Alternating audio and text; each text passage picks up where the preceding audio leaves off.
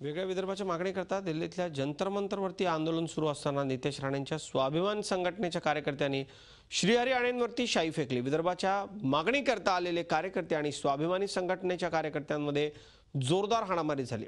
या संदर्भात आमचे प्रतिनिधी रामराजे शिंदे यांनी स्वाभिमान संघटनेच्या कार्यकर्त्यांशी बातचीत केली आणि घटनास्थळाचा हे सगळं सुरू असताना घेतलेला आढावा। जंतर मंतरवर वेगळ्या विदर्भासाठी आंदोलन सुरू होतं, मात्र इथे स्वाभिमान संघटनेच्या कार्यकर्त्यांनी शाई फेकलेली आहे। श्रीहरी आणि यांच्या अंगावर शाई फेकलेली आहे आणि त्यानंतर विदर्भाच्या मागणीसाठी आलेले कार्यकर्ते आणि स्वाभिमान संघटना यांच्यामध्ये बाचाबाची झालेली आहे। आपण पाहू शकता की इथे मारहाण चाललेली आहे, पोलीस कंट्रोल करण्याचा प्रयत्न करत आहेत। आपण जाणून घेऊयात की त्यांचं नेमकं म्हणणं काय आहे।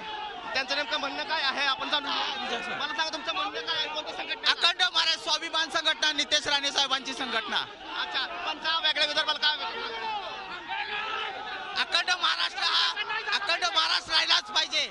यांच्यासाठी 11,000 गाव आहेत, 11,000 गाव दुष्काळ पडल्यात, ते सोडून ते विदर्भ विषय महाराष्ट्रापासून आम्ही विदर्भ कधी वेगळा करणार नाही।